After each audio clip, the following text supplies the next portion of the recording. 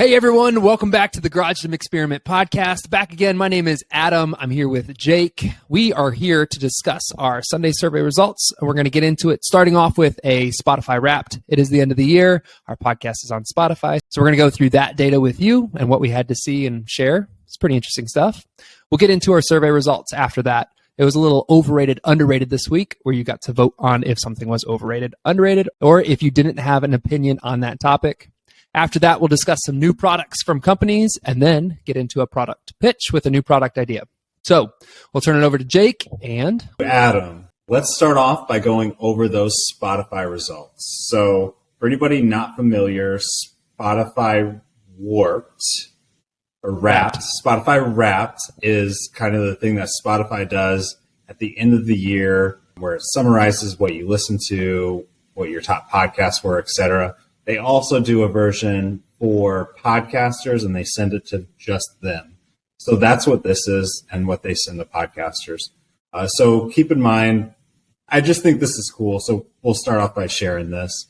Spotify makes up for about 20% of our total listens. So just keep that in mind. And it kind of gives you a good idea as to what our general reach is as well. But so we did create over 4,000 minutes of new content, which was more than 99% of creators in the health and fitness category. So that's quite a bit. It was the podcast on Spotify only was heard in 41 different countries. The top 5 were the US, Canada, United Kingdom. I forgot to add on this Sweden, and then Australia. So those were the top 5. The Garage Gym Experiment podcast was also in the top 5 of most shared globally. So people sharing specific links to their friends or social media. So that was a pretty good sign that people want to spread the word. 27% of our listeners actually follow the podcast on Spotify. So quite a bit of people still haven't hit that follow button. We are in the top 10 of the most followed podcasts. So 1 year in the top 10. That's pretty cool. We had 101 video episodes. That was top 5% overall of most viewed of all podcasts. And then I think my favorite data here is that we are in the top 10 podcasts for about 1,000 fans on Spotify. So about 1,000 people say that, or based off of listening data, I'm guessing, say that we're in their top 10. I think we were the number 1 podcast for 99 people on Spotify. So pretty cool. So multiply that by the other platforms, and probably around 500 or so, or probably a little less than that, but still pretty cool data there. Adam, anything to add before I move on? Any of this shock you? Probably hard to compare. So yeah, a lot of them actually like heard in 41 different countries. I think it may be like an American thing where you think like only America exists, but the world's a lot bigger than just the United States. So that was a cool one. Yeah, 41's a lot. That's a lot. More than I expected. I think there's only 50 countries in the world, Jake. Something like that. 50, like the stars on the flag. All right, work to do then. All right, let's move on to the survey results. So last week we did the home gym issues survey, and we decided to add ceiling height this week. Adam and I both guessed where we thought that would place in terms of 1 to 12 or so rankings. I think Adam, you thought it was going to be 5th. I had it at 5, and I think you put it at 4. Is that right? I put it at 4, but I almost put it at 3. I will say that. And we added it to the survey this week, and it is the 3rd biggest issue behind price of obtaining new equipment and then lack of space. Ceiling height was in a distant 3rd, but it did beat out temperature control for that spot. So it did have 15% voting large issues and 21% voting it as a medium issue. So ceiling height, maybe, like, I think we all thought it was an issue, but maybe a bit more of an issue than most of us thought. I would love to see, it'd be hard to get this breakdown, but I would love to see how many people who say ceiling height is any sort of like medium to large issue, who's in the garage and who's in the basement. I have had one of my garage gyms where ceiling height was an issue.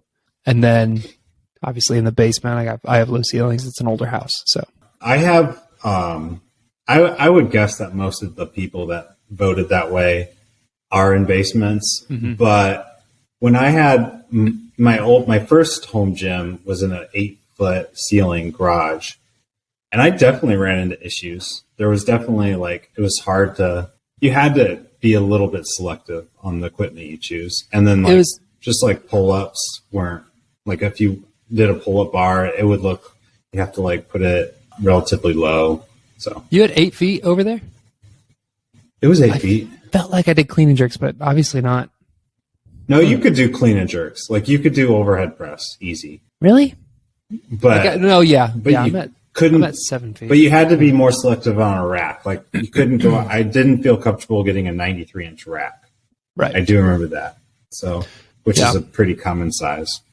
I just had this conversation in my DMs with the No Wine Cellar, and we have the exact same thing going on where we both have 7-foot ceilings, but we have unfinished basement ceilings. And so we can overhead press, but we have to do it in between floorboards. And so if you stand just right, it's not something I feel comfortable doing. I mean, I have dumbbells, so I can do it, but you have to be slow going up. I mean, it's not the greatest. So if anyone's seen my Instagram, I did post one picture where if I want to do a standing overhead press, I'd use a cambered bar, like a traditional cambered bar, not like a cambered bench bar. So that's right. Did you vote medium or large issue? I voted a large issue on this one. Yeah. I mean, I train around it now, so I just don't do those movements. But it has had me thinking a handful of times if in the future, maybe I would want to move the gym. But there's just too many benefits to keeping it inside. So I don't think I will. But I think about, how nice it would be. All right. Next up, we did some overrated or underrated, and then you could also vote not sure. So we have 1, 2, 3, 4, 5, 6, 7, 8, 9, 10, 11. We'll start off with the most overrated.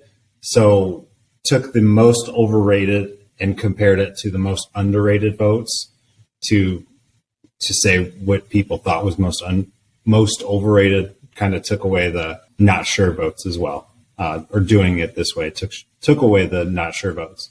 So let me just do a quick overview of just what the options were. And it was more non-home gym essentials or kind of hot movements in the gym or just whatever came to mind. So we had sleds, non-concept 2 rowers, concept 2 rowers, all-in-one racks, hip thrusts, Nordic curls, open trap bars, plate restoration, rack attached belt squats, barefoot shoes, magnetized hitch pins. So should have started off with that. But that's the list. Most overrated was those non-concept 2 rowers.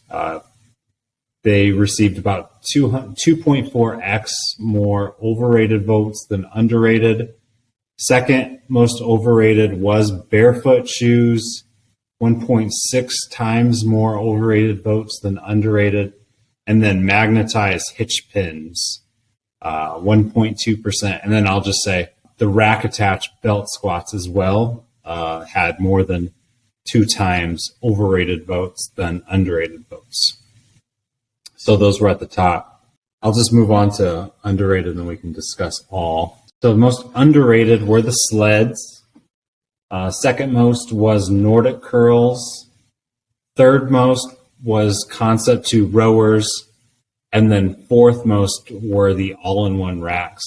So all 4 of those received about 2 times more underrated votes than overrated votes. So those were I guess you could say the most popular ones. And then the ones that people were most unsure about were those magnetized hitch pins and non-Concept 2 rowers. So both had about 47, 48%. Concept 2 rowers, about 37% weren't sure. 35% weren't sure about rack attached belt squats. So to sum it up, really, the most underrated were the sleds, Nordic curls, Concept 2 rowers, all-in-one racks. Most overrated, non-Concept 2 rowers, barefoot shoes, and magnetized hitch pins. A lot of numbers right there. But Adam, does any of these surprise you?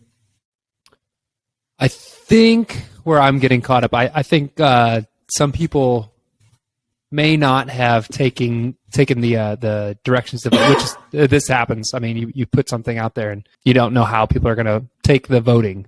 So when I think of something that's overrated or underrated, I try to take out like my feelings about that. And what I think happened is if someone really likes something, they immediately said, "Oh, it's underrated because it's awesome." Yeah. And if somebody didn't like it, "Oh, it's overrated because I don't like it." When instead you have to think like, how many people are talking about these things? If it's a lot of people talking about it, but they shouldn't be because it's really not a thing, then it would be overrated. So when you get something like non-Concept 2 rowers being like the number one overrated, I'm just trying to think of like which ones are they talking about? Because I think what they're just trying to say is like, oh, Concept 2 rowers are the best. If it's not, then I don't like it, you know? Because I can't think of like a super popular rower that's not a Concept 2 that like everyone's talking and raving about. Like we have the Zvex; those are decent. There's like they're out there. Those Hydra rows and stuff like that, but they're not like taking over like the internet culture or like people's home gyms, I don't think. Right. So and I think the slide that's up right now helps say like how many percent said unsure. Yeah. So like the non-Concept 2 rowers, 47% are like, I don't know. Right. I thought it was interesting, like the magnetized hitch pins. I did a post the other day, and I think just like most people were just like, huh? What? Yeah. What's going on here? Yeah. Like why, me, like why? I don't use, we had this conversation, like I don't use hitch pins, so I don't understand the benefit at all of using like a magnetized hitch pin. Oh, right. Yeah, because you don't really need them for your type of rack. Nope. Or at least not as much. I think the most interesting for me was a couple of, like, I thought, like, it was cool to see all-in-one racks have more as an underrated as opposed to, like, what we've done in the past. I think Rep helped probably change a lot of that with a lot of their attachments they released this year. I thought it was interesting that Nordic Curls was at the top. So, like, there's quite a bit of hype around them right now, and most people are still saying underrated. Yeah. Sleds as well. Like, sleds have been around for a while, but then, like, they're hot again, right? Right. Kind of feel like a lot of it has to do with, like, maybe knees over toes guy and things like that, backward sled drives, things like that. And as well as, like, the magnetized sleds coming out. And so they're making another surge. Well, and then the last thing was the barefoot shoes didn't do so hot. I was somewhat surprised about that. I thought those. I was hoping that would score well, but it didn't. Here's my thing with barefoot shoes is like since we're in the home gym community and we're taking this like doing this survey like as most of us home gym owners, I just train barefoot. Like I don't buy barefoot shoes because I just don't train with shoes anymore. And then like if there's a piece of equipment that I need to put shoes on for, I have some and I'll just slip on a pair of shoes. But and maybe it has to do with me being in the basement and not out in the garage because wintertime in the garage, I'm sure, Jake, you're wearing shoes these days, aren't you? Was just going to say. So I started training barefoot this year for like the first time. Uh-huh. And since it's been cold, I haven't, and I've missed it because my floor is so cold. Like I have a heated garage, but the floor just stays cold forever. Right. So I actually went out and picked up my first pair of barefoot shoes, and I'm wearing them right now. Which pair did you go with? Barefoot. Oh, is that a brand? Barefoot. Yeah, that's the Chris Stuffin brand. Nice. Yeah, man, I like them. But the biggest thing is that think I say that right. Yeah, it's barefoot. It's spelled like Bearfoot. It's like bear. Yeah, they're comfortable, and they do feel pretty like you're walking barefoot. So When you first started training barefoot in the gym, kind of off topic, but not really. How uncomfortable and awkward was it for you? Not at all, or like, do you remember like those first like couple weeks? I remember it being a little bit uncomfortable, but I liked it. Like I just felt good about it, and I feel like I remember it. Like I remember having the feeling like this is good for me. So I like kind of kept doing it, and now it's just real normal. Yeah. For like the first like 2 months, I would say I would do all my like training barefoot. But like when I bench press, like you know how you drive off your feet, it felt so awkward to me not having shoes on that just to bench, I would slip shoes on real quick and I would bench with shoes on. And now I'm at the point where like it just feels better to have them off. But yeah. It's interesting. I think this one would actually be a good one to run again later. At least some of these to see like if barefoot shoes training changes and so we'll see. All right, let's move on to new products. First, let's start with kind of a prototype that has been teased on Instagram by Black Widow. So they're calling this the Commander Bar. This is a cambered bench bar that is unlike what you see today with most of the Swiss bars that are cambered. This one is straight, looks almost like a axle curl bar, but based off the description and how it's being used, it's modified for bench specifically. So I think that one's pretty cool, something to keep an eye out on. Before we move on, Adam, anything there? It looks like a bar that you'd have to like feel, like use it and like know what it feels like. Kind of like a Mars bar type. Like I can't really get like what it might feel like just by looking at it. You'd have to like put it in your hands. I know. I was thinking the same thing. Is there a place like? I knew you were going to go there. They're coming to Home Gym Con, so hey, come check out this bar. Hopefully they'll bring that. Yeah. That's what I do there. All right. Next up, we touched on the barbell stable last week, but during the Black Friday week, Bridgebill also released a Clydesdale yoke. So this thing's pretty cool and kind of goes with their space-saving racks. So this one can easily be broken down into the poles and the cross member, but it is a standard yoke. It includes a 1,000-pound weight capacity, has that 3/4 inch hardware, but yeah, it looks like a pretty awesome yoke for anybody on the market there. I think the big thing is I put 3/4 hardware because that's the biggest question I think most people have when purchasing from Bridgebill, but you have the ability to store your weights, and they are working on other attachments for it. Yeah, that looks big for like when I think of strongman gyms, I think of a ton of equipment that takes up a lot of space. And I can't think of any. Do any other yokes break down like that? I mean, they do, but it's probably not quite as easy. Yeah. So, I mean, to be stored, it looks like 6 inches off the wall. It'd be beneficial. Yeah. Yeah, and it just looks good. So, and they just released like the pulley, and you can add a dip attachment and add it with like the fold up bench, and you have a whole setup that just kind of stores against the wall. So that one's pretty cool. Next up, we have this one is just on pre-order, but looks pretty sweet. It's called Stepper. And it appears to be basically the Peloton of steppers. If you're just listening or watching the YouTube video.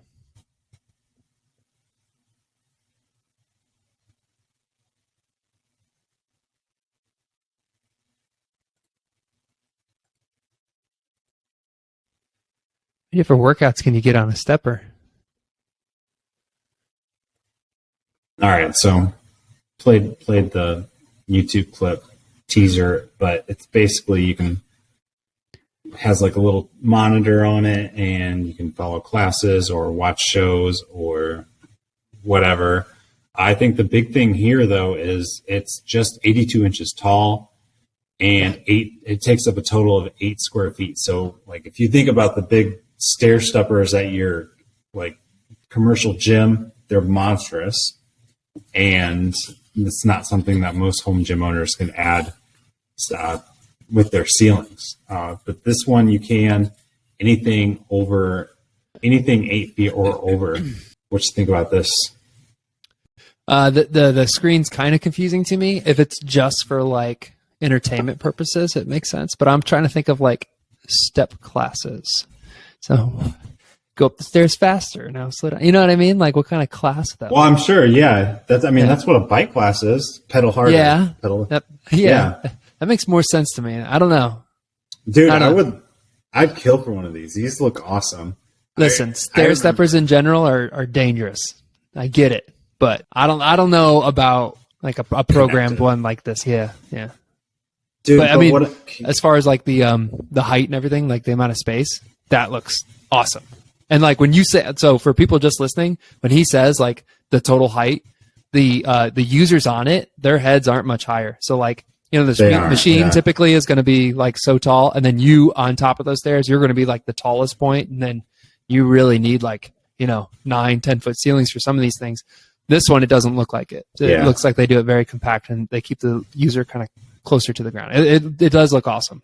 Not so sure about the connected aspect of it, but maybe. Well, I'm sure I could be surprised. Did you ever go to a gym and just spend a lot of time on the stair stepper? If I had like an injury or something, like I'd revert to it. I did. I used to really like it as like a warm up or a finisher. So I think I would rather have something like this over a rower or an air bike. Actually, I would prefer something like this over a rower and air bike as well, for sure. Yeah, but this one's going to be in that like motorless treadmill price. Yeah, for sure. Do you think it's going to have a subscription? Oh, that's a good question. I'm not sure. Better not. Or if they did, make it like an additional thing that you could add on. Have like your general like programming that you can just run. Yeah. Anyway. Yeah, it is still in pre-order, but hopefully it's up. I didn't even see when it's out. I just saw that they first started an Instagram page, and is the company Stepper? Cool. Is that the company? Or is I think so. Oh, cool. Stepper. I didn't know if it came from like a bigger company. Yeah, cool. No, yeah. And then lastly, all right, product idea. So this is kind of a rack attachment hack fix. So you've probably seen on Instagram quite a bit of like, sorry for pictures. Didn't realize the background noise was there. What was it? I didn't hear you couldn't hear the background noise? No. Could you hear the background noise on the YouTube video I played? No.